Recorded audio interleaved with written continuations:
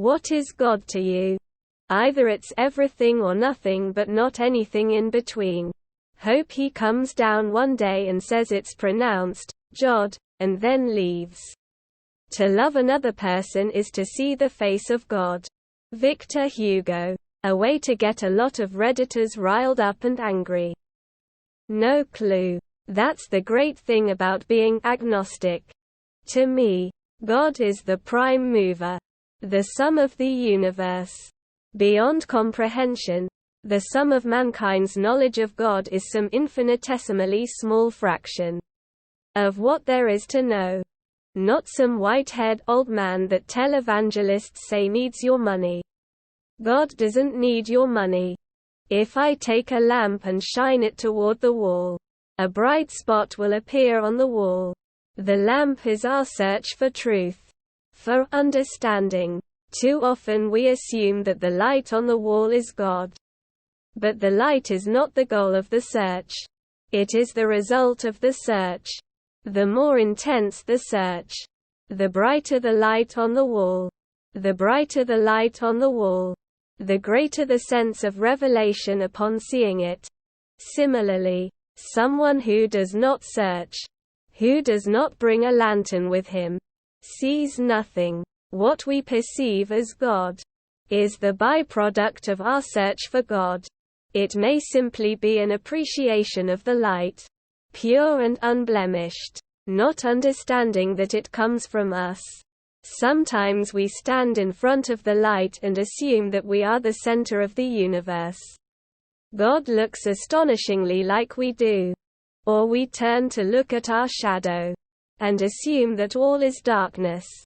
If we allow ourselves to get in the way, we defeat the purpose, which is to use the light of our search to illuminate the wall in all its beauty and in all its flaws, and in so doing better understand the world around us.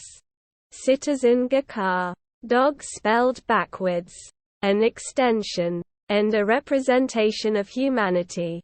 I'm not talking about actual God, just how people's version of God has changed.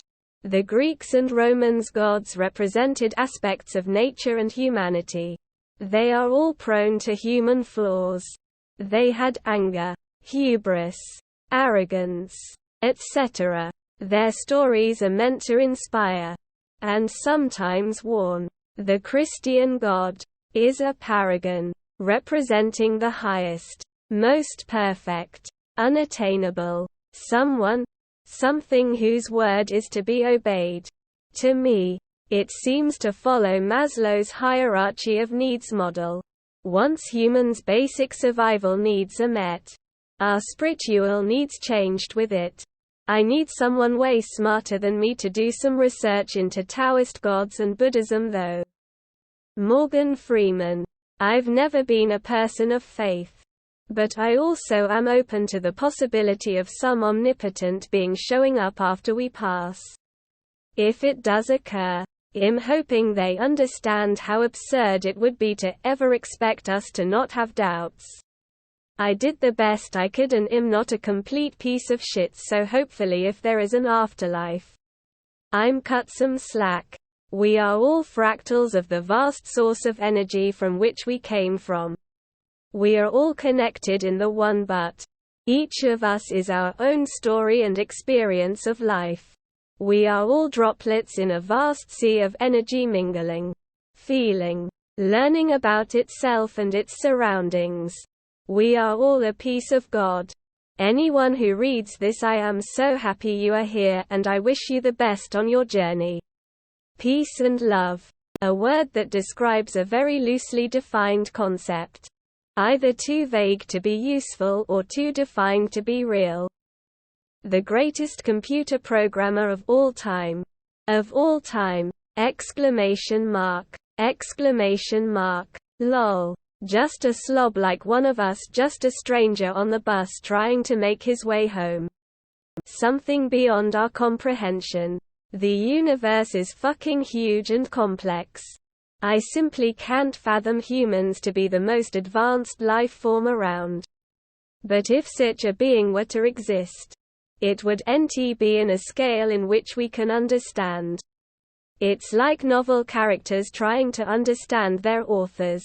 Or a painting trying to understand its artist.